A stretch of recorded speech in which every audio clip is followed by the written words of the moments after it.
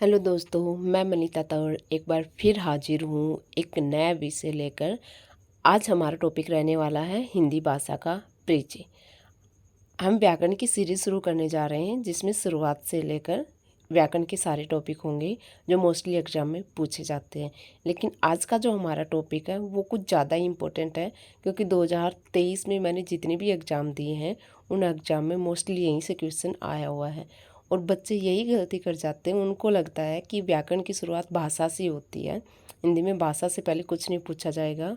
लेकिन यहाँ से भी ज़्यादातर क्वेश्चन आए हुए थे। तो आओ शुरुआत करते हैं हम हमारे आज के टॉपिक के साथ, जिसका नाम है हिंदी भाषा का परिचय। भारत में 4 भाषा परिवार हैं। एक भारोपिया है, एक द्रविड़ है, एक आस्ट्रिक है, एक चीनी तिब्बत है। लेकिन जो हिंदी भाषा है वो भारोपिया आर्य भाषा परिवार का क्या है, हिस्सा है। भारत में वैसे भी सबसे ज़्यादा भारोपीय आर्य भाषा परिवार की भाषाएं ही बोली जाती हैं। हिंदी की जो आदि जननी है, यानी कि हिंदी की जो जननी है, उसको संस्कृत माना जाता है। आज जो वर्तमान की जो हिंदी है वो शुरुआत से ही ऐसी नहीं थी। तो आओ जानते हैं कि कहाँ से हिंदी की शुरुआत हुई है। सबसे पहले वैदिक संस्कृत भाषा हुआ करती थी, जिसमें वेदों की रचना हुई। उसके बाद संस्कृत भाषा, संस्कृत से पाली बनी, पाली से प्राकृत, प्राकृत से अपभ्रंश और अपहरण से अवहट, और अवहट से जो आज हम हिंदी बोलते हैं उस हिंदी का क्या हुआ है, निर्माण हुआ है। वैदिक संस्कृत, संस्कृत, पाली, प्राकृत, अपभ्रंश, अवहट और हिंदी। एक बार एक क्वेश्चन आया हुआ था कि हिंदी के इतिहास का प्रारंभ किससे माना जाता है। ऑप्शन था संस्कृत और अपभ्रंश। उसमें अपभ्रंश को उत्तर माना गया था। अपभ्रंश से आधुनिक भारतीय भाषाओं का विकास देखिए। ये क्वेश्चन अभी 56 कैटेगरी में पूछा गया था। शौरसेनी जो प्राचीन भाषा थी, उससे पश्चिमी हिंदी, राजस्थानी और गुजराती भाषा का विकास हुआ। याद करने के लिए वेरी इजी। देखो, सूर्य का प्रतीक राजस्थान को माना जाता है, और राजस्थान भारत के किस साइड में है, पश्चिम में। तो पश्चिमी हिंदी हो गया, राजस्थानी हो गया, और गुजरात भी किस साइड पड़ता है, पश्चिम में। तो सूर्य यानी कि शौरसेनी पश्चिमी हिंदी, राजस्थानी, गुजराती। अब आता है अर्धमागधी। अर्धमागधी में ऊपर री की मात्रा है और पूर्वी में भी क्या है, री की मात्रा है। तो अर्धमागधी से कौन सी हिंदी का विकास हुआ, पूर्वी हिंदी का। वही मागधी देखिए, बिहारी, उड़िया, बांग्ला, असमिया। बिहारी, मागधी भाषा से बिहारी, उड़िया, बांग्ला, असमिया। खस से आएगी पहाड़ी। खस से कौन सी भाषा आएगी, पहाड़ी भाषा आएगी। जो खस जो घास होता है पहाड़ी क्षेत्र पर ही पाया जाता है। ये जो भाषा जो शौरसेनी से क्या है, प्रभावित है। इसी के साथ आएगा ब्राह्मण। इसमें ब है और पंजाबी में भी क्या है, ब है। तो ब्राह्मण से क्या याद रखोगे, पंजाबी। ब्राह्मण से पंजाबी, और महाराष्ट्र से क्या आएगा, मराठा आएगा।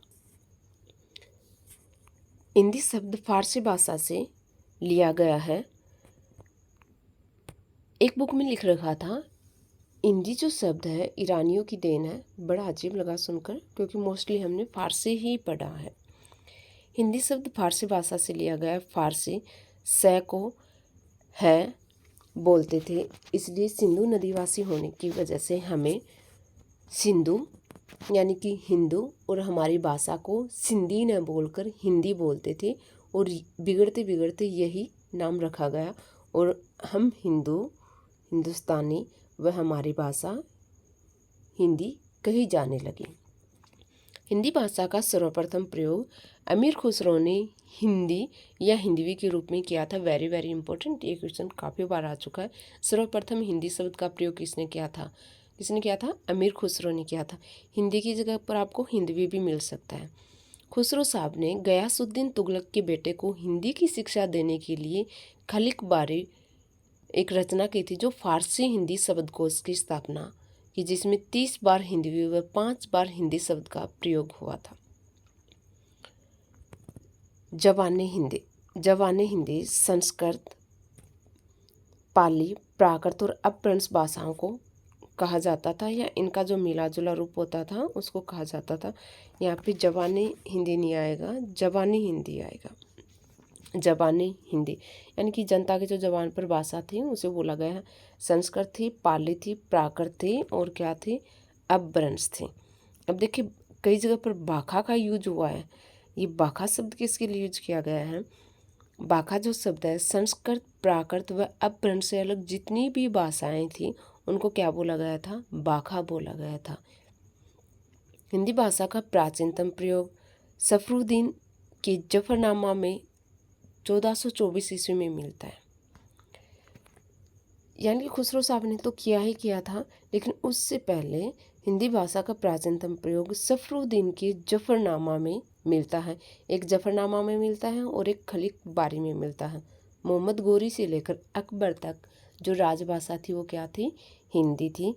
परंतु टोडरमल के कहने पर अकबर ने हिंदी की जगह किसको लागू कर दिया था? फारसी को लागू कर दिया था। अब पढ़ते हिंदी की प्रमुख रचनाएं। वेरी वेरी इंपॉर्टेंट है। ये मत सोचना कि मैम साहित्य करवा रही है। हाँ साहित्य है, लेकिन इन क्वेश्चनों को कई बार जीके में भी शामिल कर लेते हैं, और कोई भी एग्जाम हो ज़रूरी नहीं है कि ये पीजीटी के लिए ही इम्पोर्टेंट है। इसमें से मोस्टली क्वेश्चन पूछे गए थे। अभी यही क्वेश्चन आया हुआ था, खलीक बारी किसकी रचना थी, और एक नहीं लगातार 2 बार पूछा गया था। हिंदी भाषा की प्रमुख रचनाएं देखिए। अमीर खुसरो, वेरी वेरी इंपॉर्टेंट, याद रखना। अमीर खुसरो की रचनाओं में तुगलकनामा है, खालिक बारी है, पहेलियाँ आएंगी, मुकरी आएंगी, 2 सुखने आएंगी। यहाँ से एक बार पूछा गया था मुकरिया कौन लिखता था, पहेली कौन लिखता था, 2 सुखने की रचना कौन करता था? अमीर खुसरो करता था। सारी इंपॉर्टेंट है, तुगलकनामा, खलीक बारी, पहेली, मुकरिया और 2 सुखने। उसके बाद आता है अब्दुल रहमान। अब्दुल भी हो सकता है और अब्दुल भी हो सकता है, दोनों ही मिली हैं बुक में। अब्दुल रहमान ने संदेश रासक की रचना की, जबकि आलम ने माधवानाल कामकंदला की। आलम ने माधवानाल कामकंदला की रचना की। दामोदर उक्ति व्यक्ति प्रकरण है, दामोदर की उक्ति व्यक्ति प्रकरण, और उस्मान की क्या है? चित्रावली है। ज्योतिश्वर की क्या है? वर्ण रत्नाकार है। ज्योति रत्नाकार रत्नों में होती है। नूर मोहम्मद की इंद्रावती है। विद्यापति की कीर्ति पताका, कासिम शाह की हंस जवाहर है। विद्यापति की वेरी वेरी इंपॉर्टेंट है। ये मैथिली भाषा में लिखते थे, इसलिए इसको मैथिल का कोकिल भी कहा जाता था। इनकी रचना कीर्तिलता, कीर्तिपिता, कई बार क्वेश्चन पूछा जा चुका है। कासिम शाह की क्या आएगी? हंस जवाहिर आएगी। रोड़ा कवि की क्या आएगी? राउल वेल आएगी। रहस्य रोड़ा, रहस्य राउल वेल। शेख निसार की है यूसुफ जुलेरख, सबसे अलग है, कोई परेशानी होने वाली नहीं है। शेख निसार की है यूसुफ जुलेखा। सुधीर अग्रवाल की है प्रद्युमन चरित, सुधीर अग्रवाल की प्रद्युमन चरित है। कुतुबन की मर्गावती आएगी, कुतुबन की मर्गावती है। और जायसिनी पद्मावत की रचना की वेरी वेरी इंपॉर्टेंट। जायसिनी किसकी रचना की थी? वैसे तो बहुत सारी रचनाएं की थी, लेकिन उनकी जो प्रसिद्ध रचनाएं थी वो कौन सी थी? पद्मावत थी। मुल्ला दाऊद ने चंदायान की और लोर कहाँ। मुल्ला दाऊद ने चंदायान और लोर कहाँ की। मंजन ने मधुमालती की। सरहप्पा ने दोहा कोश की रचना की, सरहप्पा ने दोहा कोश। और सदा सुखलाल, जिसको नियाज उपनाम से भी जाना जाता था, सदा सुखलाल ने सुख सागर की क्या की? रचना की। सदा सुखलाल, सुख सागर याद करने में आसानी रहेगी, सुख सुख से जोड़ लेना। अली शाह की प्रेम सिंगारी थी। और इंसा अल्लाह खां, रानी केतकी की कहानी वेरी वेरी इंपॉर्टेंट है। रानी केतकी की कहानी की रचना किसने की? इंसा अल्लाह खां ने। तुलसीदास रामचरितमानस सभी को याद है। लल्लू लाल खां प्रेम सागर, लल्लू लाल खां प्रेम सागर में गोता खा ऐसे करके याद कर लेना। लल्लू लाल खां ने प्रेम सागर की, जबकि सदा सुखलाल ने किसकी की थी? सुख सागर की। गंग ने चंद छंद वर्णन की महिमा, वेरी वेरी इंपॉर्टेंट। गंग ने किसकी रचना की थी? चंद छंद वर्णन की महिमा। और सदर मिसर ने किसकी की थी? नासिक की पाख्यान की रचना की थी। गोरखनाथ की गोरखबानी रहेगी, और जयदेव की क्या रहेगी, गीत गोविंद रहेगी। रहीम ने मदनाष्टक की रचना की थी, जटमल ने गोरा बादल की। रहीम ने मदनाष्टक की और भी इम्पोर्टेंट रचनाएं हैं, लेकिन ये वो रचनाएं हैं जो प्राचीन काल में इन्होंने शुरुआत में की थी या अधिक प्रसिद्ध हुई थी। रहीम ने मदनाष्टक की, जटमल ने गोरा बादल की कथा और संत प्राणनाथ ने कुल जम स्वरूप की, संत प्राणनाथ ने कुल जम स्वरूप की थी। उद्दंड मार्तंड। अब प्रमुख पत्रिकाएं देखिए, अभी पीछे एग्जाम हुआ था उनमें पत्रिकाएं पूछ रखी थी। उद्दंड मार्तंड। उद्दंड जो मार्तंड है, इस पत्र की शुरुआत या मैगजीन की शुरुआत 1826 ईस्वी में कलकत्ता में हुई थी। याद रखना, ये पहला हिंदी का पहला समाचार पत्र भी था। उद्दंड मार्तंड 1826 ईस्वी में प्रकाशित होना शुरू हुआ कलकत्ता में, और इसके जो संपादक थे वो जुगल किशोर शुक्ल थे। भूलना मत, कौन थे, जुगल किशोर शुक्ल। बंगदूत 1828 में शुरू हुई थी, ये भी कलकत्ता में शुरू हुई थी, और राजा राम मोहन राय इसको शुरू करने वाले थे, और 1829 में ये क्या हो गई थी, बंद हो गई थी। दूत राजा राम मोहन राय थे, वो समाज का भला करने वाले एक दूत के रूप में ही थे, तो याद रख लेना।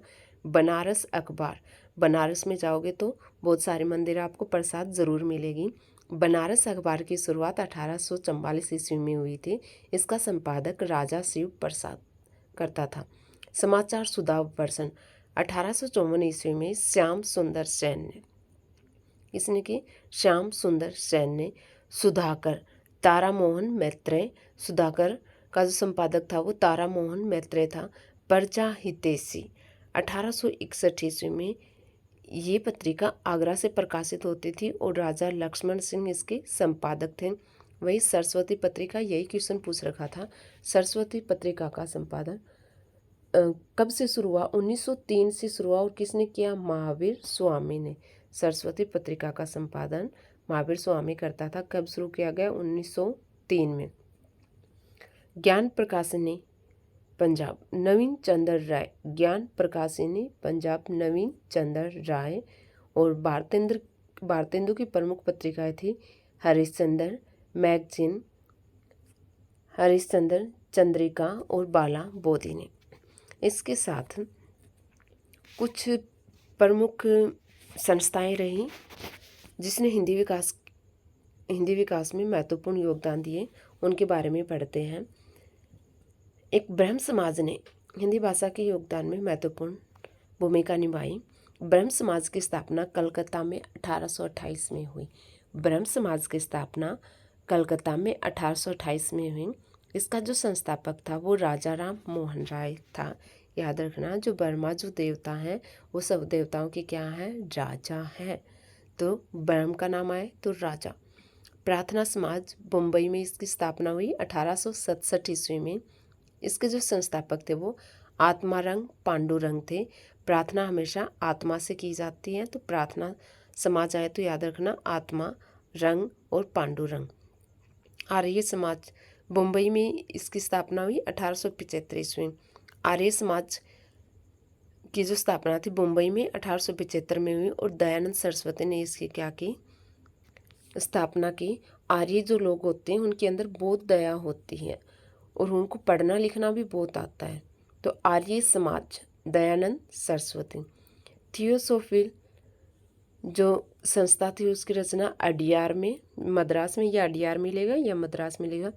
1882 ईस्वी में कर्नल एच एस आलकर